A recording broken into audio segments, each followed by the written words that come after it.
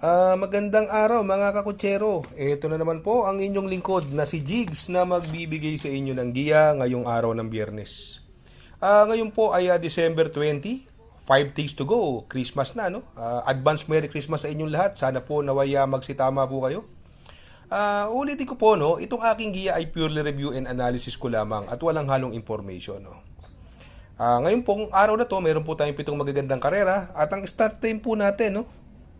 Magsisimula po ng alas 5 ng hapon. Umpisa na po natin mga kakutsero, no? Race number 1, kung saan magsisimula po ang winner take all. 3-year-old and above maiden race. Distance is 1,200 meters. Ito po, maiden race, no? May 6 na kalahok, no? Itong si Tadius, na-scratch na karaan niya, no? Yan po yung naikwento natin na nagpreba ng 1.17 sa kanyang unang Novato race, no? May tsamba po yan, no? At makikita natin dyan na nagbabalik na si Sun Rider, no? Purely Derivati po yan na papatnubayan ni BJ Galleta, no? Ito naman pong numero 1 na si Music and Magic, no? Etong si Music and Magic po,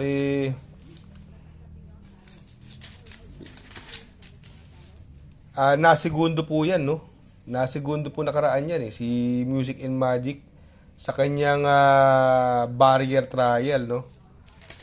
Nasegundo po yan at nagpreba po yan ng 1.16, no? Bukod doon, yan si Music and Magic ay nasegundo pong dehado yan, Si Music and Magic, sa tingin ko, malaki panalo po niyan dyan. Nagpapatnubayan ni Joel Ciego, no? Ito namang si Road Safety, dumating po yan ng tersero, no? Kila Alibaba, no? Nagpreba lang po yan ng 1.29.6 sa 1,400 meters, no? Sa tingin ko, magdadala ng unahan dyan yung Road Safety, no? At si Tadius, no? Pwedeng mapabor kay Music and Magic dahil itong si Music and Magic pwedeng iuna, pwedeng isunod, no? Kaya dito po, no? Magdadalawan na lang po ako dito sa race number 1, no? Doon po ako sa numero 1 Music and Magic. Paligundo ko naman po, numero 2, Road Safety. Sa race number 2, kung saan magsisimula po ang ating pick 6, Pilracom Rating Based Handicap System Race, Class 5, 11 to 15 split. Distance is another 1,200 meters. At dito po, may 8 kalahok. Dito po, sa karerang ito, sa tingin ko, pwede magdadala ng unahan yung numero 2, Aliana, no? Wala nang pauunahin yan. Alam naman natin ibang klase area niya, no? Si Aliana, no? Sa tingin kong magbibigay ng magandang laban po dyan yung numero 5 Limon Sudan Balls, no? Ayan si Limon Sudan Balls, bagong baba po yan, no? Ng rating basis, no? Napapatnubayan ni Jeffrey Bakaykay, no? Ito, bumaba rin po ng laban to, no? Yung numero 8 na si Player Andre, no? Na sasakyan po ni Charles Reyes, no? Kaya dito, no? Etong si Aliana po, nung September 20, 2024, no? Nanalo po yan, no? Nag 1.13.4 po yan, no? Kung titingnan natin itong lineup na to, no? Silang dalawa ni Limon Sudan Pulse po ang may best time dyan, na may 1.13 media, no? Kaya dito po, no? Magdadalawa na lang po ako dyan. Doon ako sa numero 2, Aliana. Paligundo ko naman po, numero 5, Limon Sudan Pulse. Sa race number 3, kung saan magsisimula po ang ating pick 5, Pilracom Rating Based Handicap System Race, Class 5, 6 to 10 split.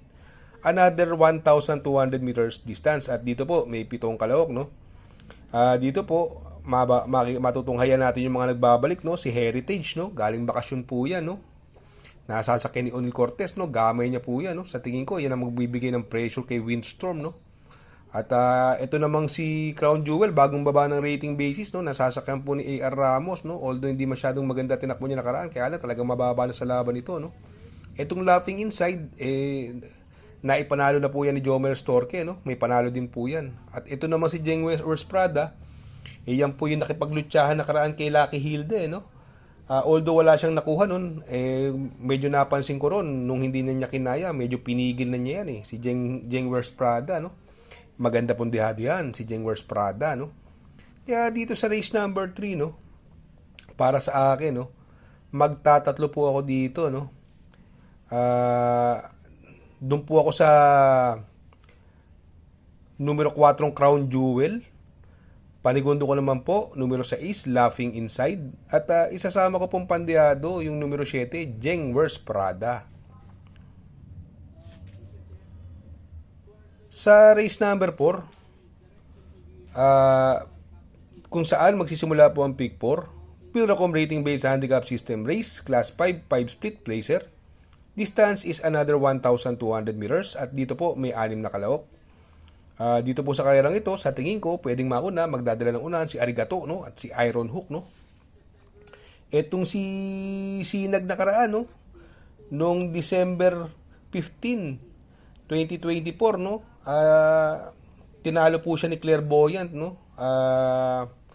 Although nakipaghabulan si Sinag doon, no? Dumating lang po siya ng pang-apat, no? Kaya lang mababa po sa laban to, no? Si Headstrong naman, gamay po ni King Flores yan, eh. Sa tingin ko, malaki panalo niyan ni Headstrong, no?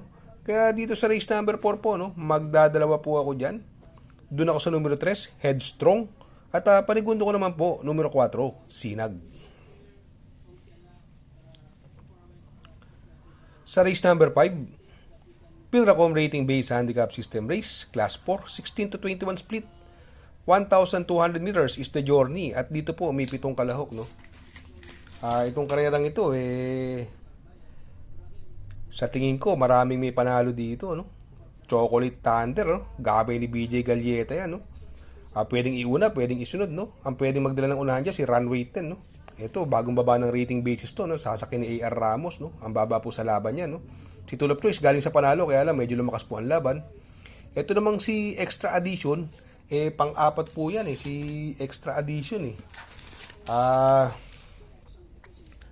pang-apat po siya. Kila Iyazaki, no? Si Extra Addition. Pang-apat po siya kay Iyazaki, Beltuna. Tsaka kay Hinebra, no? Sa tingin ko, may panalo din po yan. May chamba rin po yan, no? Kaya dito sa race number 5, magtatatlo po ako dyan. Doon ako sa numero 1, Chocolate Thunder. Panigundo ko, numero 2, Runway 10. At isasama ko pandiado yung numero 5, Extra Addition. Sa race number 6 sa penultimate race, Pilracom Rating Based Handicap System Race, Class 5, 6 to 10 split, another 1,200 meter distance at dito po may 8 kalahok, no? Dito sa karerang ito, matutuhayan uli natin yung nagbabalik na gold and silver. Ayan po si gold and silver nung March 6, nanalo po yan, beating the likes of Don Damiano and Windstorm. At nagpreba po sa 1,200 meters ng 1.14.8. Sinunod lang po yan, no? Si Gold and Silver, no? Mababa po sa laban niya, no? Na binigay na po kay Joel Cabarrios, no? Ito namang si Smart Julian, nanalo po yan nung November 29, no? Sa 1,200 meters, beating the likes of Anyare. At nagpreba po siya ng 1.15.2, no? Yan si Smart Julian, no? Sa tingin ko, yan ang pwedeng mauna dyan, no? Ito naman si Top of the Mark, matagal nang hindi tumakbo at nanalo po yan noong January 3, no? At beating the likes of Abacada. Nagpreba po ng 1.15.6, no? Ito naman si Angels Crown, lagi pong indaman ito, no? Laging sugod na sugod to si Angels Crown, no? Magaganda na rin po ang tinatakbo niya, no? From Idol RA base, binigay na po kay BJ Galleta, no? Kaya dito sa race number 6, no? Magtatatlo po ako dyan. Doon po ako sa numero 6, Smart Julian.